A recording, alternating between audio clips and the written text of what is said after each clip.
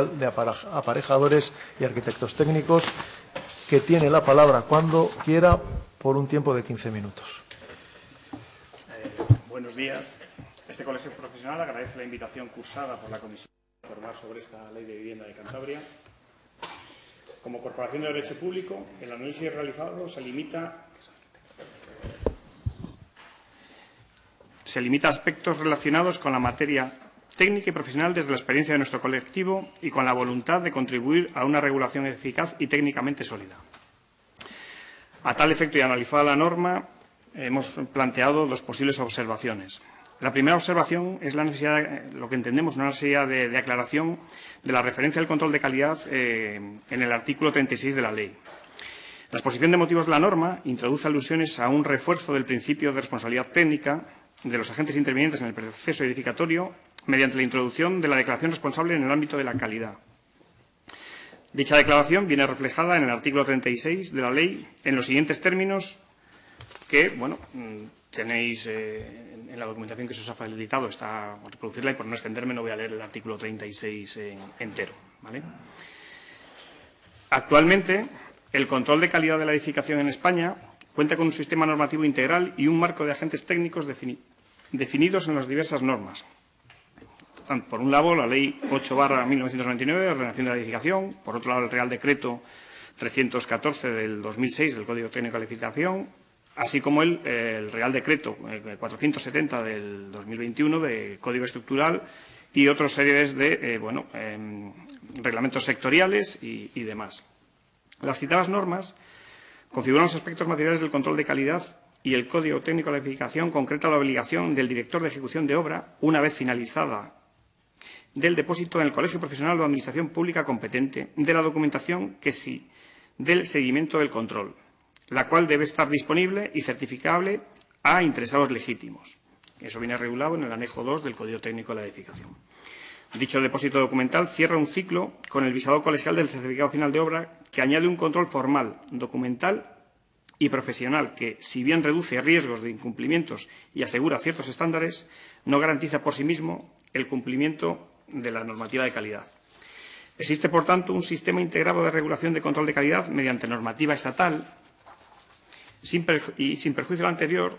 Determinadas comunidades autónomas han implementado regulaciones autonómicas sobre el control de calidad que concretan aspectos materiales del control de calidad en la edificación, como por ejemplo el artículo 18 de la Ley de Derecho de la Vivienda de Castilla y León, donde se indica que la Consejería competente en materia de vivienda elaborará un plan integral de calidad en el que se recogerán las medidas de garantía de la calidad aplicables tanto al control de los proyectos, de los materiales y de las unidades de obra, como a las pruebas de servicio correspondientes y las relativas a las condiciones de uso y mantenimiento de las viviendas, así como aspectos procedimentales que complementan la normativa estatal, por ejemplo, el artículo 13 del Decreto del Control de Calidad del País Vasco, donde se indica que el certificado final de obra será el documento oficial garante de que la obra cumple con todas las especificaciones de la calidad del proyecto de ejecución. Será requisito necesario para la expedición del citado visado de verificación del cumplimiento de la obligación de depósito de la documentación obligatoria del seguimiento de la obra. Este colegio profesional se ha pronunciado en reiteradas ocasiones sobre la conveniencia de regulación autonómica del control de calidad, incluso en los trámites de proyecto de ley de la vivienda durante el año 2023. Para nosotros, la necesidad de aclaración del artículo 36 está basada en que el proyecto prevé que la acreditación del cumplimiento del control de calidad se realice mediante declaración responsable, suscrita por los agentes intervinientes en el proceso edificatorio, dado el carácter marcadamente técnico de la citada acreditación, debe entenderse que dicha declaración habrá de suscribirse por los técnicos competentes en cada caso. Pero seguidamente, entre los extremos que debe contener la declaración, se incluye el apartado C, en el que se compromete a mantener el cumplimiento durante el ejercicio del uso residencial correspondiente, extremo, que como habías comentado tú antes, no parece proceder de una declaración suscrita por un técnico. Este colegio profesional representa una profesión íntimamente vinculada con el control de la calidad residencial, por lo que se considera se debe clarificar cuál es el régimen de acreditación y el control de calidad residencial que se prevé en la norma y garantizarse su adecuación al marco integral de la normativa estatal que, salvo error, no parece prever la posibilidad de utilización de declaraciones responsables. Asimismo, se llama la atención de una posible confusión conceptual entre requisitos de calidad y requisitos de habitabilidad, a los que se realizan reiteradas menciones en el capítulo de la norma, pese a que los requisitos de habitabilidad se encuentran regulados en un reciente decreto autonómico. La segunda y última de las observaciones que plantea el Colegio de Aparejadores y Arquitectos Técnicos es la referente al aseguramiento de la responsabilidad civil profesional de los técnicos facultativos en la edificación residencial. En el proyecto se elimina el capítulo existente en la versión sobre la que este colegio tuvo ocasión de emitir informe en el año 2023, que contemplaba un apartado en la regulación de los agentes intervinientes en el proceso edificatorio y servicios inmobiliarios. No obstante, mantiene aspectos de regulación concretos sobre los agentes inmobiliarios mediante la creación de un registro de agentes inmobiliarios que responde a finalidades claramente explicitadas en la norma de transparencia, publicidad, calidad, competencia leal, fomento de estándares profesionales y protección de las personas consumidoras y usuarias, entre otros. La actuación pública en materia de vivienda, que se traslada al proyecto de ley, atiende a diversas declaraciones de principios, entre los que se encuentran, por una parte, el principio de responsabilidad técnica de los agentes intervinientes en el proceso edificatorio y la confianza en su autorregulación, y, por otra parte, la necesidad de protección del consumidor y usuario de la vivienda. El aseguramiento de la responsabilidad civil profesional es una de las principales medidas de protección efectiva del adquiriente o usuario respecto de los servicios profesionales. Dicho aseguramiento cobra especial importancia en un ámbito tan sensible como el de la vivienda. Por la pluralidad de los posibles afectados, la entidad económica de la inversión de las familias destinada a su adquisición y la asimetría informativa entre los usuarios y los agentes intervinientes. A pesar de que la Ley Estatal de Ordenación de la Edificación establece un régimen de responsabilidades, no existe una obligación de aseguramiento que garantice la efectiva reparación de los daños cuando el profesional carece de solvencia. Este vacío puede dejar desprotegido al consumidor y, en algunos casos, trasladar a los poderes públicos los costes derivados de actuaciones defectuosas. No existe en Cantabria norma alguna que obligue a dicho aseguramiento general, y ello a diferencia de diversas comunidades autónomas que han establecido con carácter general la obligación de aseguramiento de los profesionales colegiados desde sus respectivas leyes de colegios profesionales, como serían, sin ánimo de exhaustivo, el artículo 27 de Andalucía, el 12 del País Vasco o el 9 de Cataluña. En cambio, en el ejercicio profesional a través de sociedades profesionales registradas en los colegios profesionales, dicha obligación está establecida mediante norma estatal, artículo 11.3 de la Ley 2/2007 de sociedades profesionales. Cabe extraer algunas conclusiones de este esquema normativo partiendo a modo de ejemplo de los datos censales de este colegio profesional respecto al ejercicio de una profesión regulada y de colegiación obligatoria. 393 profesionales colegiados ejercientes no tienen obligación legal de aseguramiento de las responsabilidades en que incurren y, sin embargo, 17 sociedades profesionales que sí tienen obligación legal de aseguramiento. En consecuencia, es inevitable llegar a dos conclusiones sobre el aseguramiento de la responsabilidad civil en Cantabria. 1. En función de la personificación jurídica del prestador de los servicios, las garantías del usuario son diferentes. Y 2. La protección del consumidor y usuario cántabro es inferior a la de otras comunidades autónomas. Pues bien, en defecto de obligación general, consideramos que la Ley de Vivienda constituye un instrumento idóneo para establecer dicha obligación de aseguramiento uniforme respecto de los técnicos facultativos que intervienen en el ámbito de la edificación y rehabilitación residencial. Dicha obligación únicamente puede establecerse mediante norma con rango de ley, según el artículo 21 de la Ley 17/2009 sobre el libre acceso de las actividades de servicios y su ejercicio. La situación actual de aseguramiento en el ámbito de la arquitectura técnica es el siguiente. Partiendo de la información disponible en este colegio profesional, el ejercicio de la actividad sin cobertura de aseguramiento puede calificarse como residual, pero existente. La promoción del aseguramiento de responsabilidad de los profesionales de la arquitectura se viene realizando desde antiguo desde las propias corporaciones colegiales, pero sin norma jurídica de amparo, atendiendo a un enfoque preventivo de protección para el técnico, pero sin capacidad alguna para su exigencia efectiva.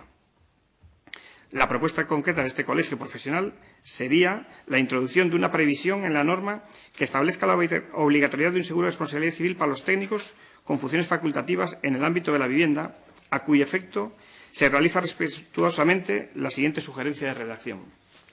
Los técnicos competentes que ejerzan funciones de carácter facultativo en el ámbito de edificios de uso residencial, tales como redacción de proyectos y o memorias, direcciones técnicas, informes o cualquiera de las otras funciones propias de la edificación o rehabilitación residencial, deberán disponer para el ejercicio de la actividad profesional de un seguro de responsabilidad profesional en vigor que garantice la cobertura de los daños personales y materiales que pudieran derivarse de su actuación profesional.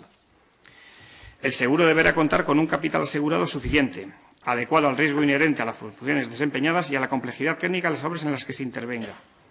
Reglamentariamente podrán establecerse criterios de máximos de cobertura y límites asegurados. La existencia y vigencia del seguro deberá acreditarse ante la propiedad cuando ésta lo requiera.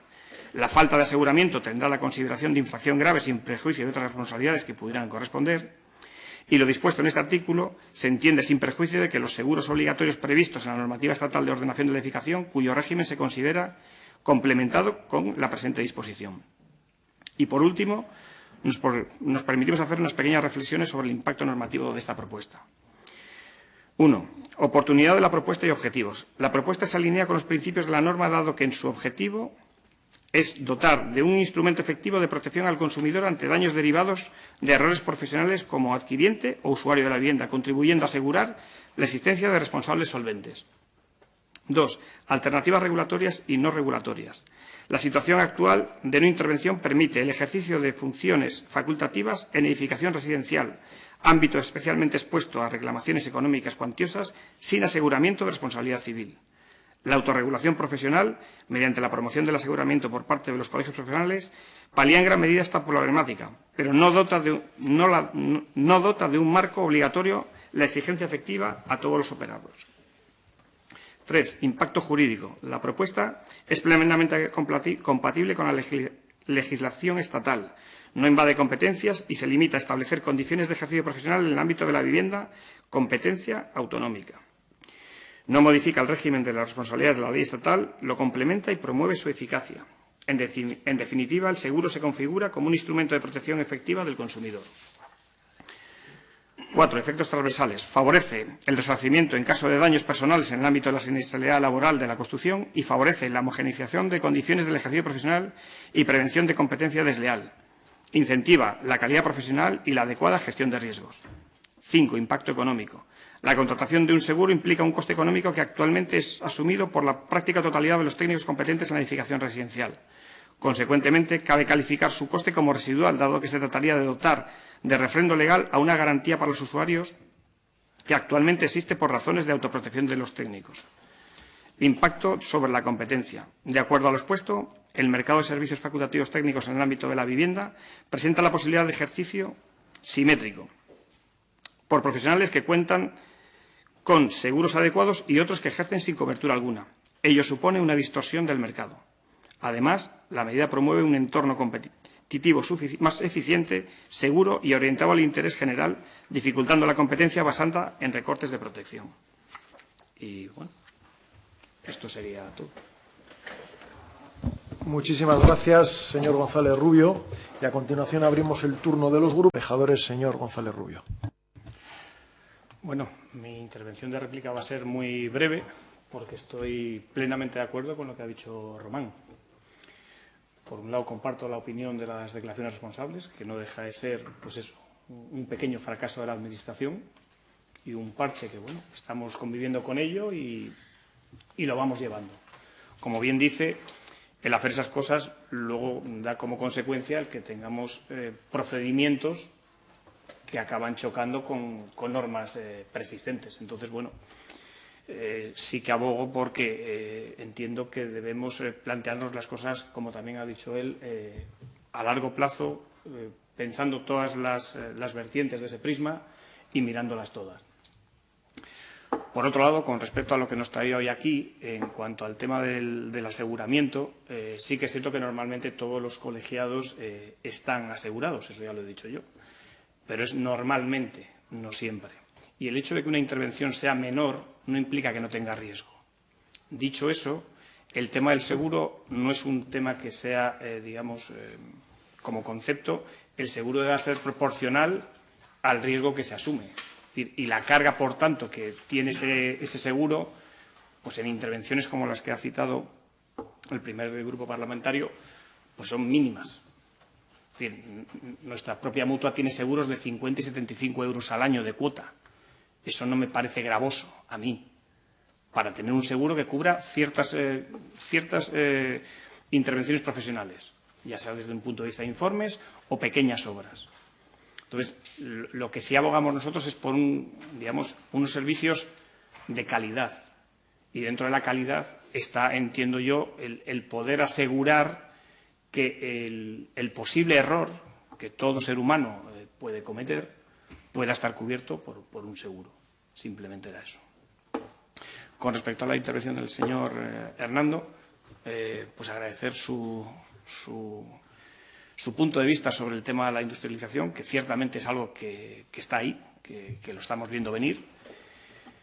No sé si desde el punto de vista de VPO podría ser posible el sondear ese mercado, pero bueno, entiendo que sí, que no tiene por qué no. Y evidentemente comparto también su opinión de que a más suelo, pues más beneficios para todos. Bajarán los precios y todo será un poco más equilibrado. El cómo regular ese suelo, si desde esta ley o desde otra, pues a mí se me escapa ya, o a mi colegio, como hemos dicho antes, venimos a aspectos más técnicos y las partes políticas ya se nos escapan. Y bueno, nada más. Muchas gracias por su atención. Gracias a usted, señor González Rubio. Abrimos turno de dúplica.